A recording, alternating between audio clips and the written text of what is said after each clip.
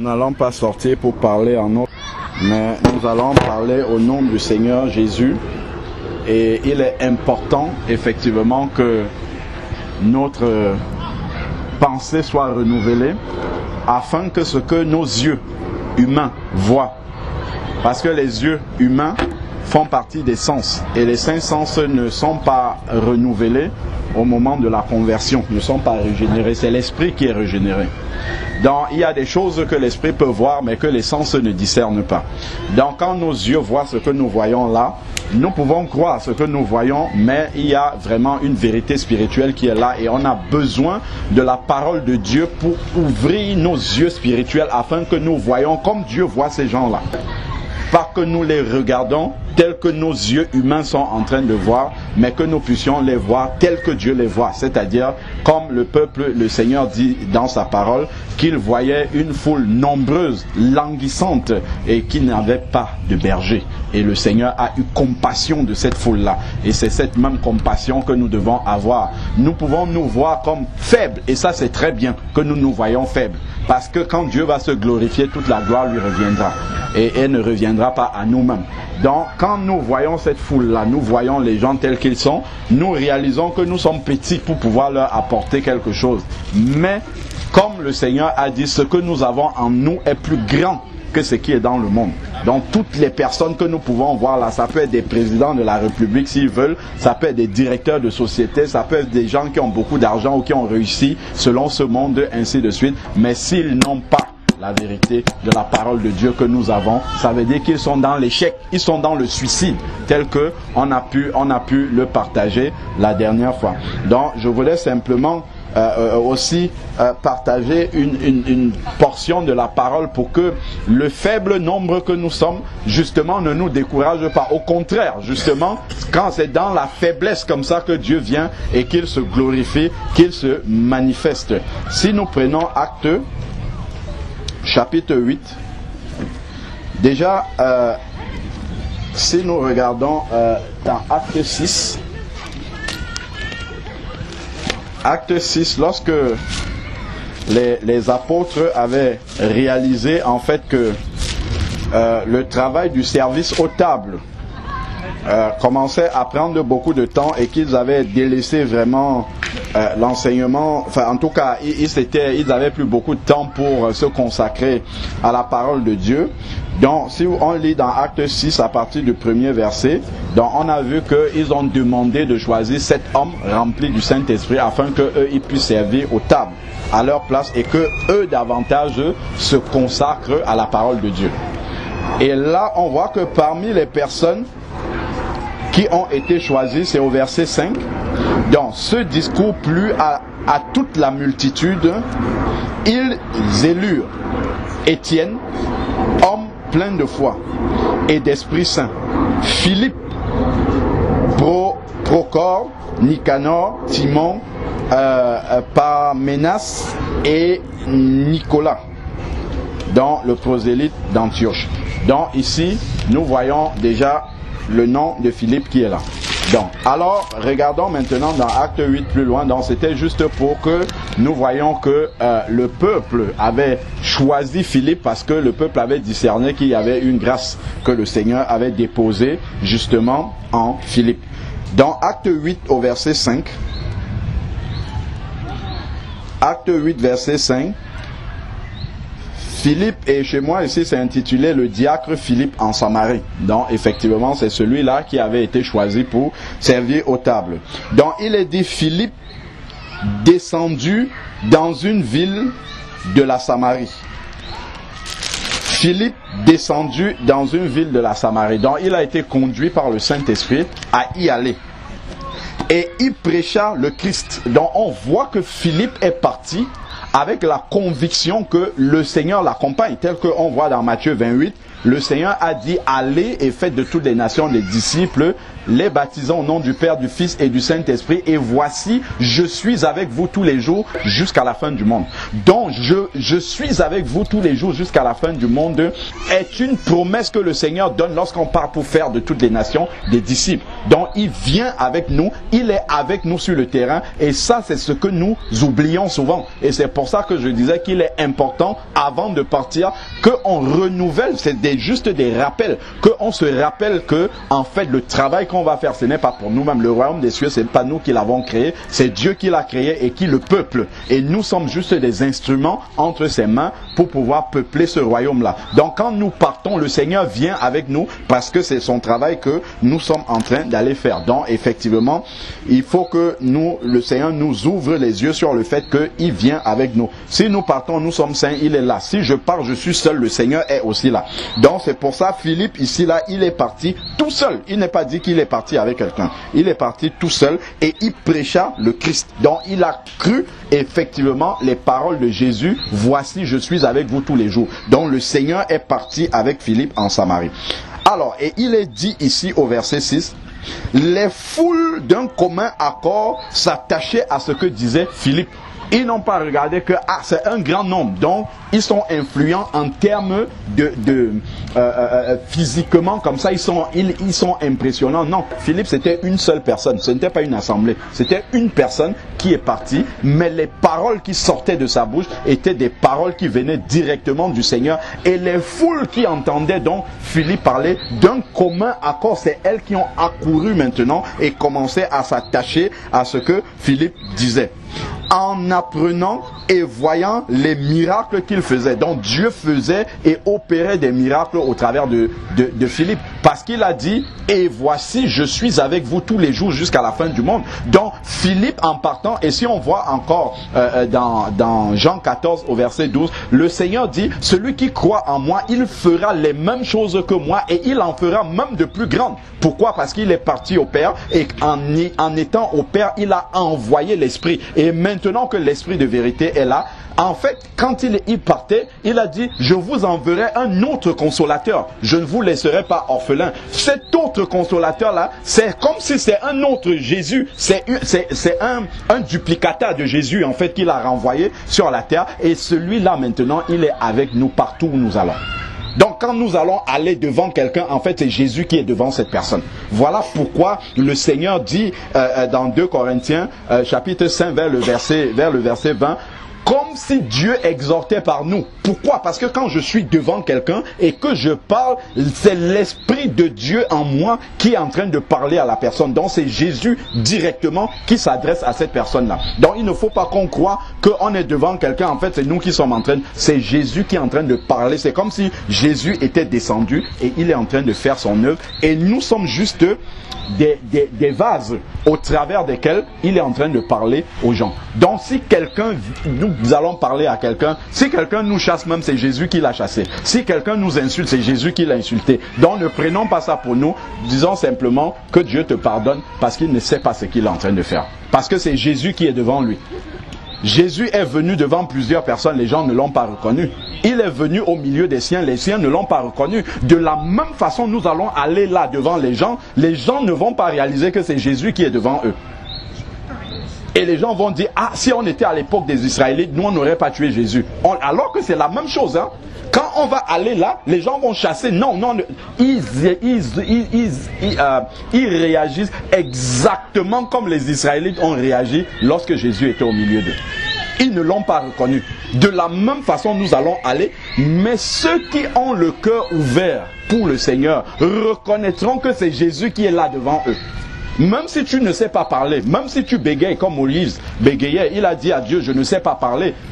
Vas-y et tu ouvres la bouche au nom de Jésus. Le Seigneur a dit, si vous leur parlez, même s'ils vous chassent, dites partez, mais dites-leur néanmoins que le royaume de Dieu s'est approché de vous.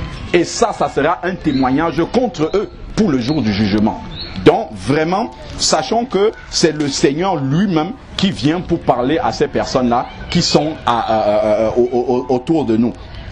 Donc, regardons ici, donc Philippe a opéré des miracles de la même façon que Jésus opérait des miracles, parce que c'est Jésus qui se manifestait en Samarie au travers de Philippe. Car des esprits impurs sortaient de beaucoup.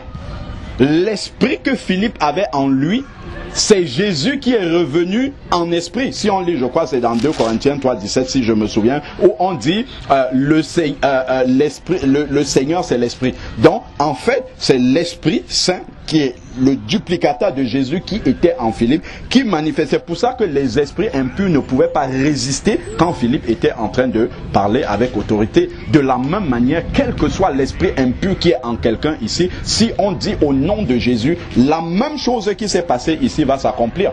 Parce que c'est le nom de Jésus qui est en jeu et non nous là qui sommes ici. Pas du tout. C'est le nom de Jésus. Alors, donc, ensuite maintenant,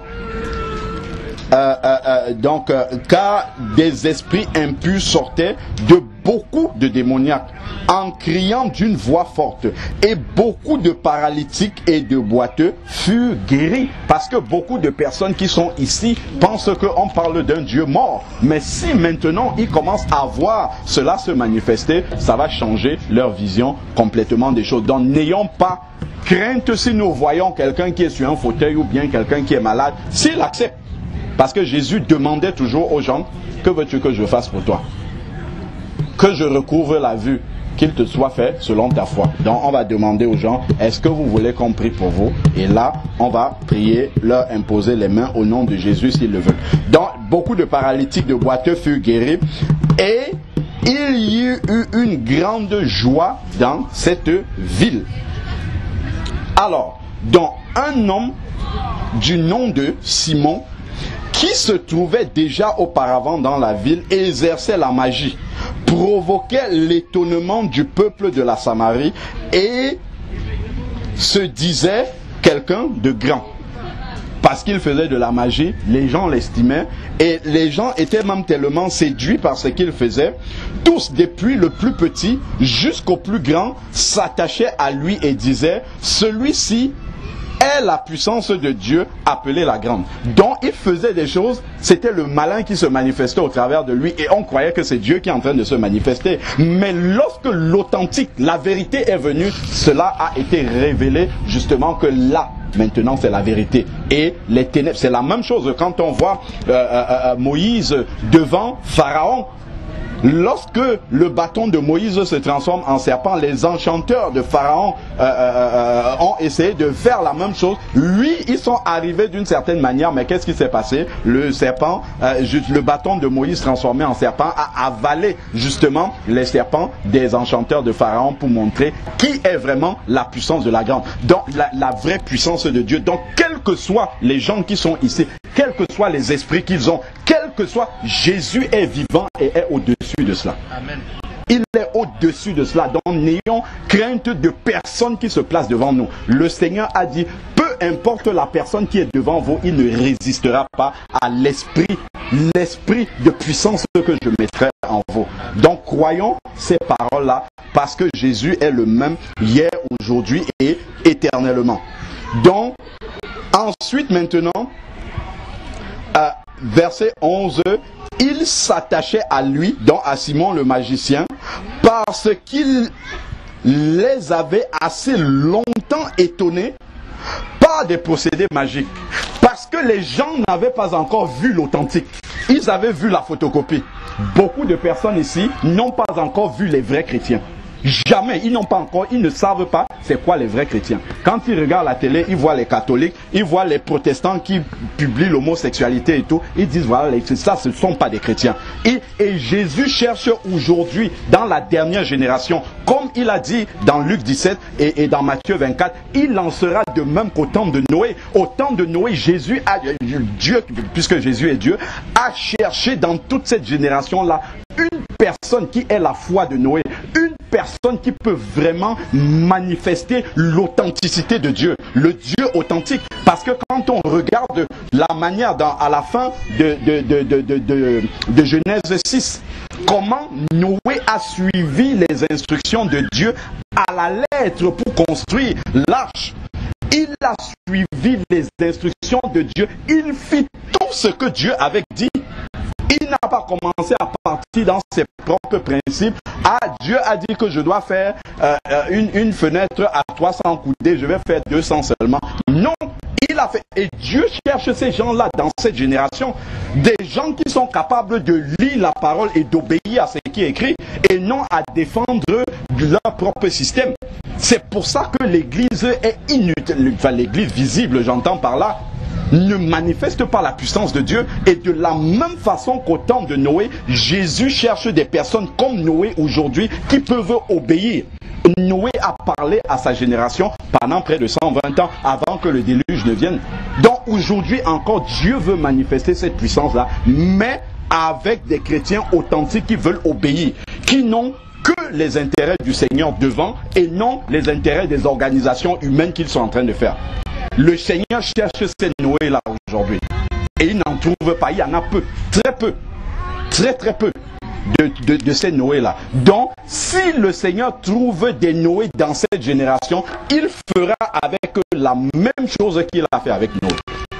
S'il trouve des Lot, des personnes qui sont prêtes à obéir, il fera exactement la même chose. Parce qu'il a dit qu'il en sera de même à la fin des temps qu'au temps de Noé. Donc soyons dans ces personnes-là qui ont le cœur entier pour faire exactement la volonté du Seigneur et chercher les intérêts du Seigneur et non autre chose. Et les résultats seront exactement les mêmes résultats que Philippe ici, et les apôtres justement avaient cette obéissance-là, de s'occuper uniquement des intérêts du Seigneur et non s'occuper de bâtir leur propre empire. Alors donc, voyons ici maintenant, mais voilà, regardez au verset 12, acte 8 verset 12, au verset 12 il est dit mais, donc Philippe, Simon le magicien, les avait longtemps épatés avec sa magie. Mais il y a un mais ici là. Mais quand ils eurent cru à Philippe, donc quand ils ont vu l'authentique, les gens ici n'ont pas encore vu l'authentique chrétien. Quand ils vont commencer à voir l'authentique chrétien, ils changeront d'avis dessus. Ils sauront que le Dieu vivant existe vraiment. Parce que ce sont des faux chrétiens qu'on voit aujourd'hui. Quand ils verront l'authentique, ils vont dire, ah, on croyait connaître les chrétiens, mais en réalité, ce n'est pas ça. Ce que nous voyons, c'est totalement différent de ce que nous avons toujours connu. Et c'est ça que les gens ont besoin de voir. Pourquoi en l'évangile?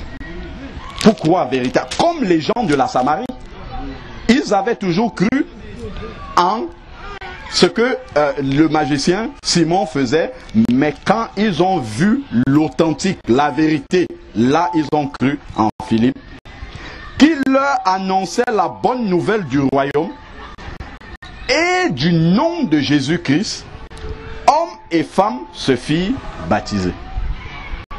Lorsqu'ils ont vu l'authentique, ceux qui avaient le cœur ouvert, ils n'ont pas résisté. Hommes et femmes se firent baptiser. Verset 13 maintenant, Simon lui-même, donc celui qui manifestait le faux, en fait, lui-même, aujourd'hui, Simon lui-même crut aussi, et après avoir été baptisé, il ne quittait plus Philippe et voyait avec étonnement. Je vous assure que si Dieu trouve en nous des vrais Noé, les faux chrétiens qui sont là verront l'authentique et sauront qu'ils ne sont pas chrétiens et il faut qu'ils se convertissent. Ils ont besoin eux-mêmes, même les chrétiens, de voir l'authentique. Quand ils verront l'authentique, de la même manière que Simon, ils comprendront que eux, ils sont faux. Ils sont de faux chrétiens. Et qu'il faut effectivement qu'ils deviennent de vrais chrétiens. Et là, de la même manière que Simon a compris que tout ce qu'il faisait, ça ne venait pas de Dieu. C'était parce qu'on disait que c'est la puissance de Dieu et tout. Simon n'a jamais dit que son pouvoir venait d'autre chose.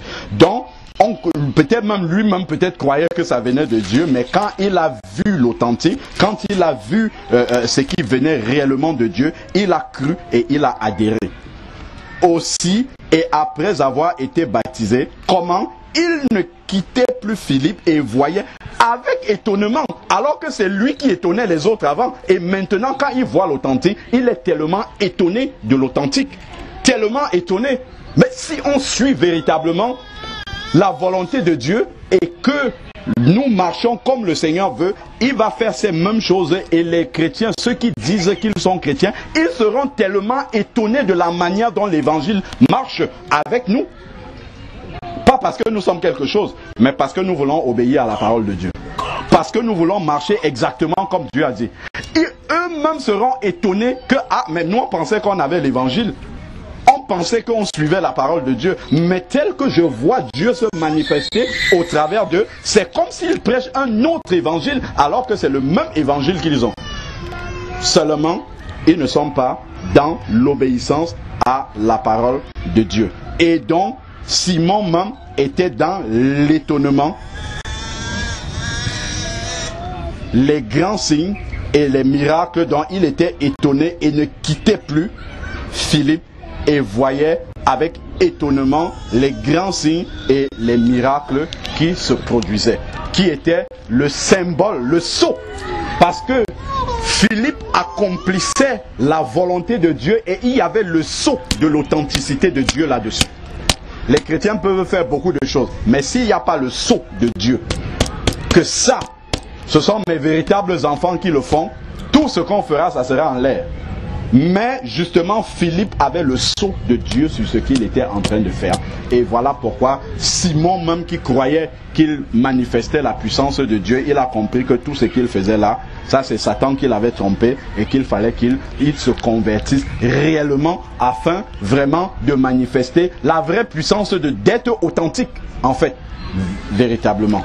Donc c'est ça que nous devons également comprendre, que nous sommes dans cette dernière génération où Dieu recherche ces Noé-là, c'est Lot, c'est Philippe, parce que effectivement Paul dit dans 1 Corinthiens chapitre 10 que cette parole-là est adressée à nous qui sommes parvenus à la fin des temps. Donc déjà à son époque, il parlait déjà de la fin des temps. À plus forte raison nous.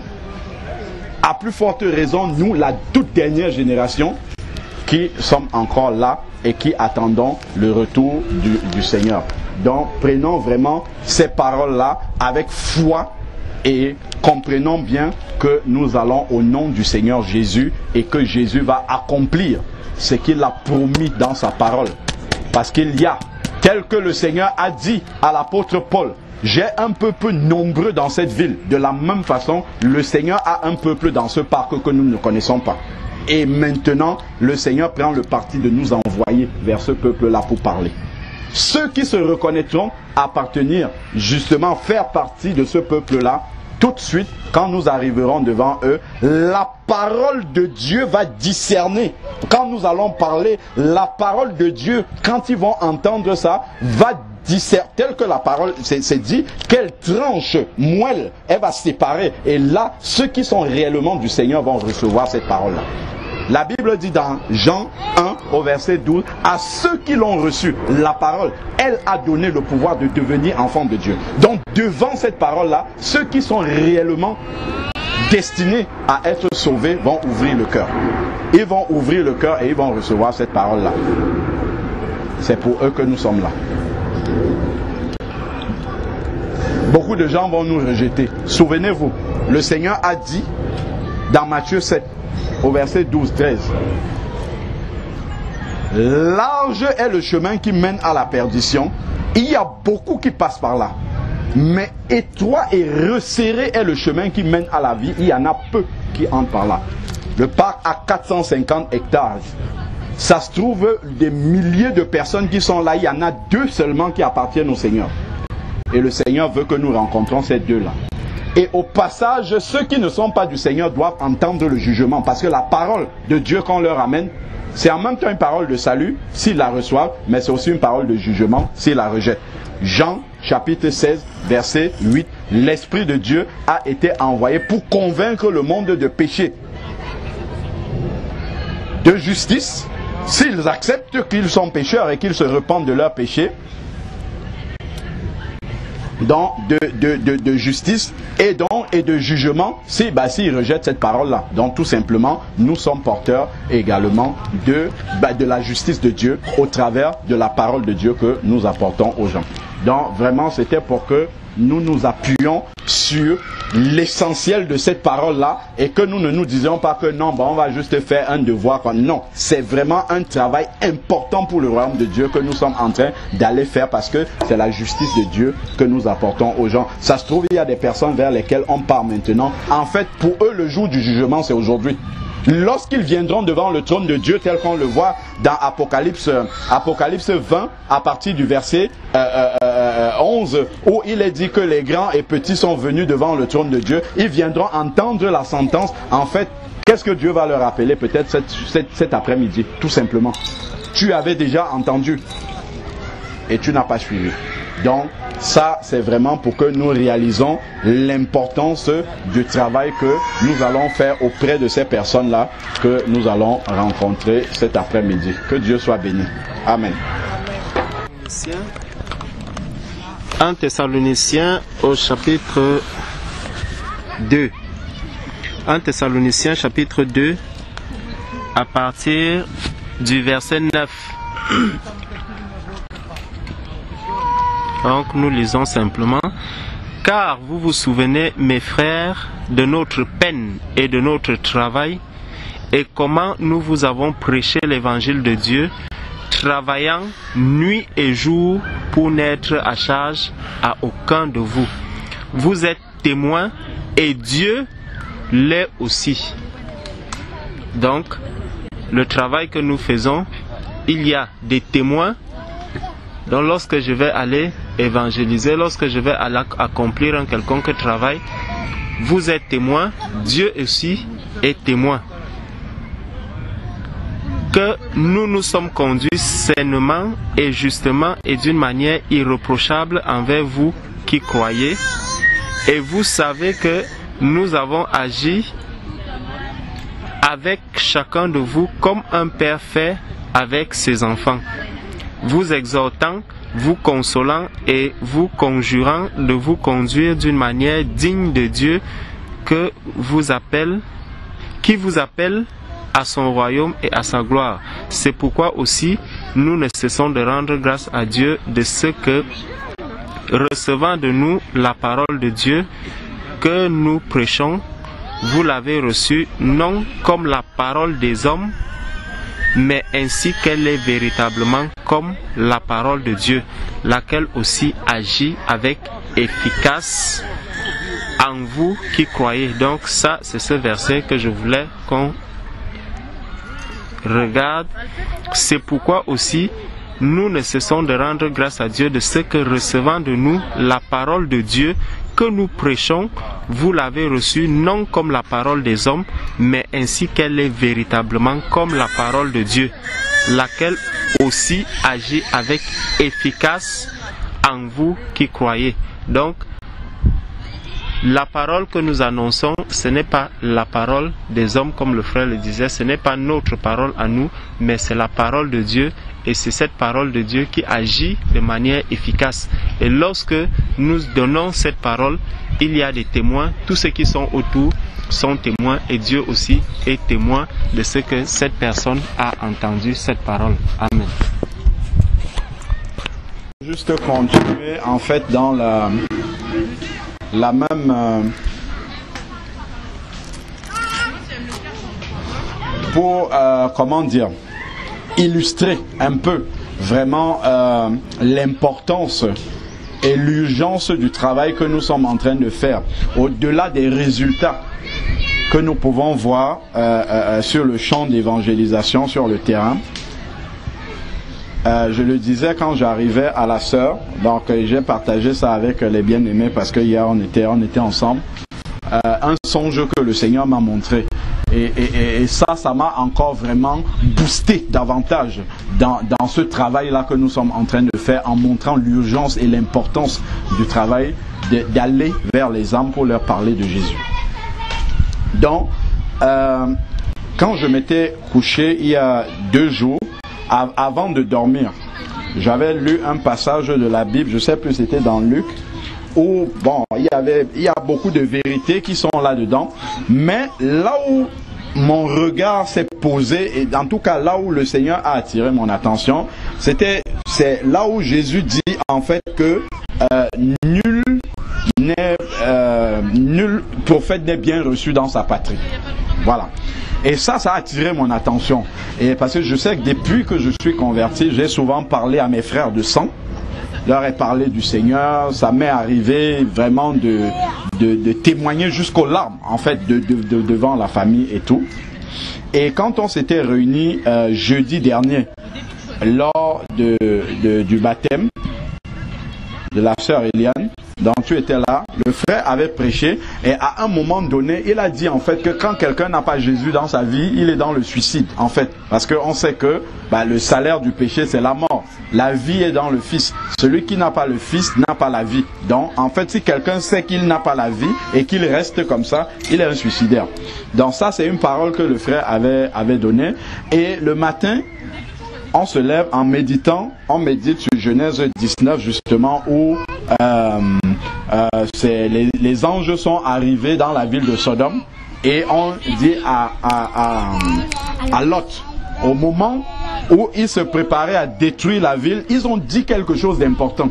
Ils ont dit, qu'as-tu encore dans cette ville-ci? Gendre, belle-fille, ainsi de suite. Et on comprend quelle est la volonté de Dieu, que quand on suit le Seigneur veut sauver nos familles aussi. Donc le Seigneur lui a demandé par les anges, si tu as des personnes encore, va avertir à ces personnes-là. Donc ça c'est un aspect aussi qui m'avait attiré dans la méditation de Genèse 19. Et là maintenant, je me recouche après la méditation et il y a un songe qui arrive. Et dans ce songe-là, j'ai une cousine qui est au Canada. Et apparemment dans le songe, elle avait été victime d'un meurtre. Elle a été tuée de façon injuste. Et justement, dans la réalité, j'ai une cousine en 2006 qui a été assassinée au Canada. La petite sœur de celle-là. Elle avait 18 ans. Elle a été assassinée par son amie de 19 ans. Dans la réalité, c'est quelque chose qui s'est passé. Donc, c'est la grande sœur de celle-là. Donc, qui a eu un souci, comme on dirait, elle avait été assassinée et tout. Et maintenant, mes deux grands frères de sang ont pris justement la tête d'un mouvement de revendication auprès des autorités pour qu'on reconnaisse ça comme une injustice et que, bon, en tout cas, ce qui peut être fait comme réparation, bien qu'on ne peut pas ramener un mort, soit fait. Ils ont milité pour ça et finalement, ils n'ont pas obtenu gain de cause. Et là, maintenant, je les entendais parler à côté de moi. Ils ont dit, on va envoyer un signal fort aux autorités en se suicidant publiquement pour que les autorités sachent que ce qu'ils ont fait, ce n'est pas bien. Moi, je les ai entendus parler, je n'ai rien dit. Moi, je me suis dit que, c'est sûr que c'est parce qu'ils sont tellement fâchés que vraiment, ils le disent sur le coup de l'énervement. Et peu de temps après que je les ai entendus dire ça, je me tenais comme ça, comme à 100 mètres d'un immeuble, et je vois mes deux grands frères qui avaient dit ça, les deux aînés, qui sont en train de parler entre eux. Mais d'où j'étais à 100 mètres, j'entends ce qu'ils sont en train de dire. Pourtant, ils ne parlaient pas fort. En fait, le grand est en train de dire au petit, c'est le moment maintenant. Il faut qu'on passe à l'action. Et je vois mon deuxième grand frère qui saute comme ça devant moi, du haut du 4e ou du 5e étage, et qui tombe. Après, le grand aussi, pareil, il descend. Mais à l'instant, je n'ai pas réalisé que, en fait, ça veut dire qu'ils sont morts là, que ce qu'ils ont fait là, ils sont morts. Je n'ai pas réalisé ça. Et j'ai commencé à marcher vers l'immeuble et puis monter justement à l'appartement duquel ils ont sauté sous mes yeux. Et c'est là que je vois les voisins, les attroupements, les gens venir et la famille arriver comme lorsqu'il y a deuil, où on vient d'apprendre une nouvelle comme celle-là et tout. Et c'est là que je réalise qu'en fait ils sont morts devant mes yeux. Et là, j'ai commencé à pleurer amèrement. Il y avait des gens qui pleuraient et tout. Et je pleurais à chaudes larmes. J'allais dans tous les coins du salon. Je m'asseyais par terre. Je pleurais. J'insistais en pleurant et tout. Et ça me rappelle quelque chose que j'ai vécu dans la réalité. C'est que lors du premier anniversaire de Raphaëla, on avait inviter des amis, la famille, tout ça. Justement, c'était un moment de témoigner ce que Dieu a fait pour nous et de leur parler du Seigneur. Et ce jour-là, mes frères étaient là et j'avais parlé. Et au moment de la prière, enfin, quand j'avais fini de parler, j'ai commencé à prier.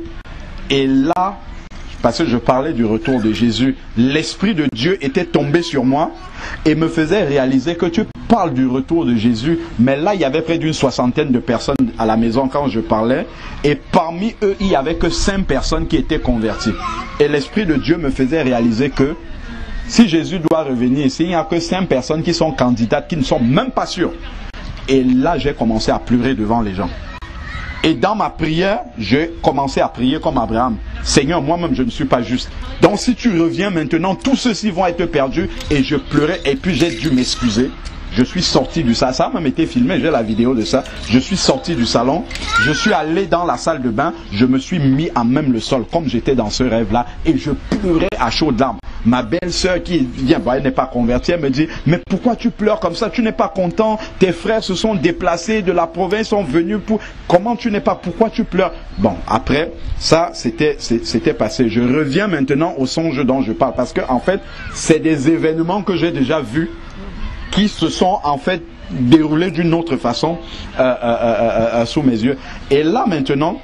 Je n'arrêtais pas de pleurer dans le songe parce que mes frères étaient... Et plus je pleurais, je voyais les images, en fait, des moments que j'ai passés avec mes frères. Ça défilait dans ma tête, et notamment les derniers moments quand ils m'ont dit qu'ils vont se suicider. Et j'étais là, j'étais avec eux, je parlais normalement sans problème. Et je pleurais, je pleurais.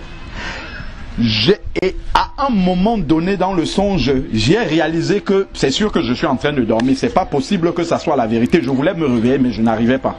C'est comme si le sommeil était encore plus profond pour que je réalise que c'est la vérité que je suis en train de vivre. Je pleurais tellement. Après, à un moment donné, je passe à côté d'une salle de bain en pleurant. Et mon épouse, Linda, est passée. Elle me dit, mais pourquoi tu pleures autant? Normalement, dans la réalité, c'est pas une question qu'on peut poser devant un tel événement parce que c'est humain en fait de réagir de cette façon. Mais en fait, c'était pour m'amener à comprendre qu'est-ce que j'étais en train de voir. Et là, je lui dis, regarde dans la salle de bain, voilà une baignoire, à quoi elle sert? Ils étaient là, ils parlaient, ils disaient qu'ils vont mourir. J'avais la possibilité de leur parler de Jésus. De les conduire dans les eaux du baptême. Voilà, il y avait même une baignoire ici. J'aurais pu. Peut-être ils ne seraient pas là où ils sont maintenant. Maintenant, c'est trop tard. Je ne les verrai plus. Je ne pourrais plus leur parler. Et plus je disais ça, plus je pleurais. J'ai tellement pleuré dans le songe que quand je me suis levé, j'avais les larmes. Dans la réalité. Et là, maintenant, quand je me suis réveillé, j'ai prié pour mes 2 frères. J'avais déjà compris qu'est-ce que ça signifiait. Mais quand je me suis recouché après ça, on m'a présenté une plaque comme ça. Où c'était écrit, il y avait 2 lignes. Première ligne en blanc, c'était écrit, ils sont dans le suicide, 2 points. Deuxième ligne en rouge, en gros, ils ne sont pas avec Dieu. Voilà ce que le Seigneur m'a montré. Ils sont vivants. Et ils ne sont pas avec Dieu. On a parlé de Jésus. Mais je n'ai pas encore fini le témoignage. Donc, dès que je me suis réveillé, après avoir déposé les enfants, tout de suite, aux 2, j'ai envoyé un SMS pour dire qu'il faut absolument qu'on discute de quelque chose d'important. Et ça m'a renvoyé à une autre scène aussi que j'ai vécue physiquement, où j'étais en train d'évangéliser. Je mettais des traités dans une boîte aux lettres. Au loin, comme ça, c'était dans un parc comme celui-ci à Champigny. Loin, j'aperçois un monsieur qui faisait des allers-retours comme ça. Il allait, il revenait. Un monsieur grand comme ça, baraqué. Et je me dis, ah voilà, peut-être quelqu'un qui a du temps. S'il fait des allers-retours, il doit avoir du temps. Je vais aller lui parler de Jésus. Et quand j'arrive, il avait une capuche comme ça sur lui. Je parle. Après, il se retourne, il enlève la capuche et je vois comment un grand monsieur comme ça était en train de pleurer comme un enfant. Il pleurait à chaudes larmes. Et il commence à m'expliquer qu'on vient de m'appeler de Dakar. Mon grand frère est décédé. Et il me raconte, il dit, il a été malade, on ne m'a même pas dit, pourtant je travaille à l'hôpital, on aurait pu me dire, peut-être il y aurait eu une évacuation sanitaire, il serait peut-être aujourd'hui en soins et tout, mais il ne serait pas mort. Et quand il me racontait, après, il éclate en sanglots, il dit, mais c'est mon grand frère. Donc c'est comme si, en fait, il ne réalisait pas que Certes, c'est son grand frère, mais il est mortel. Un jour, ça va arriver où son grand frère n'était plus là. Et c'est là où je commence à lui expliquer que c'est pour ça que on est dans la rue comme ça, pour parler aux gens quand ils sont encore vivants. Parce que nous tous, on va passer, on va mourir. Mais il faut avoir fait la paix avec Dieu. Il faut avoir reçu Jésus pour avoir l'assurance de là où on part. C'est pour ça qu'on parle aux gens. Certaines personnes peuvent avoir l'impression que nous sommes en train de les déranger, mais c'est vraiment parce que c'est important. Parce que quand il y a un cas comme ça, si vous avez l'assurance de l'endroit où votre grand frère, vous serez peut-être en train de pleurer parce que humainement, il y a le choc qui est là, mais vous aurez une consolation de savoir que là où il est parti, c'est bien mieux que là où il est ici sur la terre. Et quand je disais ça, il pleurait tellement, à un moment donné, je l'ai embrassé comme ça pour le consoler. Un grand monsieur comme ça, je ne me rappelle même pas comment, ça s'est retrouvé que... Et quand je l'ai pris comme ça, j'ai encore tous mes frères. Le Seigneur m'a dit, ce qu'il est en train de vivre là, un jour toi tu vas vivre ça. Et quand j'ai fini l'évangélisation, je suis rentré à la maison, j'ai écrit un mail à tous mes frères. Je leur ai dit, voici ce que j'ai vécu aujourd'hui, voici ce que le Seigneur m'a dit par rapport à ça. Voici le chemin du salut. C'est comme ça que vous devez accepter Jésus, vous repentir et tout ça, recevoir Jésus, marcher. Je leur ai expliqué le chemin du salut. Et je leur ai dit, maintenant que vous avez entendu ça, gardez bien le message, le mail-ci que je vous envoie là, gardez-le bien. Si je suis le premier à partir, vous savez le chemin qu'il faut suivre. Mais si quelqu'un d'entre vous part avant moi, je serai devant sa dépouille, mais ayant la conscience tranquille de vous avoir dit le chemin. Donc ça c'est quelque chose que j'avais vécu déjà. Et donc quand j'ai donc appelé mes deux grands frères le lendemain du jour, il y a 2 jours là où j'ai eu le songe, vendredi, je suis revenu dessus. Je leur ai dit, j'avais déjà parlé, je vous ai déjà parlé, mais je veux encore revenir aujourd'hui spécialement pour vous dire quelque chose que j'ai vu en songe en ce qui vous concerne et la parole de Dieu. Donc voilà, vraiment le Seigneur frappe encore. Donc prenez toute la mesure de ce que je ne sais pas qu'est-ce que ça veut dire. Je ne sais pas s'il y a un événement dramatique derrière, mais je sais simplement que au travers de ça, Dieu a révélé de façon claire quel est votre état actuellement. Ça veut dire que si vous mourrez aujourd'hui, vous n'irez pas vers Dieu. Vous irez dans un autre endroit. Ça c'est la vérité claire de ce qu'il y a. Donc maintenant que vous êtes encore vivant. Parce que quand je me suis... Ce songe-là était tellement réel. Parce que j'étais dans... que le fait que les larmes soient là après... C'était tellement réel que quand je me suis réveillé, j'ai jubilé. J'étais tellement content que ça ne soit pas la vérité. Que j'ai encore même une seule minute pour leur parler de Jésus. C'est pour ça que je me disais dit, le vendredi là ne peut pas passer, la journée là ne peut pas finir sans que je n'ai parlé au moins aux 2 que j'ai vus, parce que je sais que c'est un message qui s'adresse à toute la famille qui n'est pas convertie. Parce qu'il y a d'autres frères encore, enfin deux autres qui ne sont pas convertis en plus de ceux-là. Et tout c'est un message pour tout le monde. Donc c'est vraiment encore pour appuyer le fait que le travail que nous sommes en train de faire est un travail tellement fondamental, important. C'est urgent parce que j'ai un autre témoignage que je partage souvent avec nous ici. C'est un papa, le papa d'un de mes amis d'enfance, d'un garçon qui a, enfin, d'une famille qui a grandi, avec laquelle on a grandi. Il est venu ici en France, il a rendu visite, il a passé tout son séjour. Au moment de partir, il devait voyager le lundi. Le samedi après-midi, la maman de Linda va lui rendre visite. Elle passe toute l'après-midi à lui parler du Seigneur. Il écoute. Oh maman, tu sais, on a nos traditions. Il fait la philosophie, il fait beaucoup de choses, il parle. Le dimanche matin, le dimanche matin, il s'assoit. Enfin, le dimanche midi, il est en train de manger avec les gens. Et puis il se penche comme ça, rupture d'anévrisme. Parti. Il n'est pas mort immédiatement. Il est resté en état végétatif comme ça pendant peut-être 1 semaine. On l'a laissé brancher parce qu'on attendait que son épouse arrive du pays pour dire si on peut prendre les organes ou pas. C'est tout. C'est comme ça qu'il est parti.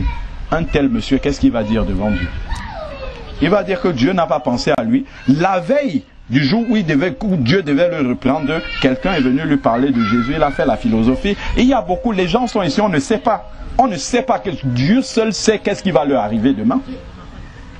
Et Dieu peut permettre que, comme tu disais, que nous, même pour une personne, pourquoi? Parce que ces jours sont peut-être déjà minutés. Il y a peut-être des gens à qui on a parlé ici, quand ils vont sortir là, accident terminé, ou quelqu'un se couche la nuit, c'est fini. Mais si chacun d'entre nous était resté en disant, oh bah aujourd'hui on va dormir, la personne n'aurait pas entendu l'évangile. Mais c'est pour ça que Dieu veut que nous allions présenter cette parole-là à chacun, pour que chacun fasse ce choix-là. Et vraiment, ça nous montre cette urgence-là qu'il y a à parler de l'évangile aux gens, de dire. Les membres de nos familles, quelqu'un ne sort plus de chez moi sans prendre au moins un traité, sans que je lui ai parlé à beaucoup, et je continuerai toujours à parler. Ça, et vraiment, ce songe-là m'a fait comme un électrochoc. Parce que c'est vrai, je priais pour mes frères, je leur ai déjà parlé, mais j'étais un peu comme fatigué. Ça m'a fait comme un électrochoc de comprendre que, en fait, toi tu joues avec le temps, mais le temps appartient à Dieu, tu ne sais pas. Tu ne sais pas à quel moment ça va devenir trop tard.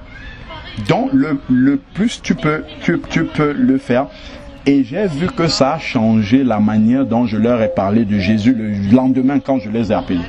Parce que là, c'était sans détour. Je leur ai parlé de l'enfer parce qu'avant, je venais un peu avec des pincettes, avec des sentiments même humains. De dire que bon, vous savez, mais là, et ils ont apprécié le fait que je leur ai dit la vérité comme ça. Ils ont dit vraiment, merci de nous avoir dit les choses telles qu'elles sont. Et ça, c'est important. Et c'est important que nos familles aient entendu, qu'elles acceptent ou pas. On a vu quand Lot est parti, quand Lot est allé annoncer à ses gendres, qu'est-ce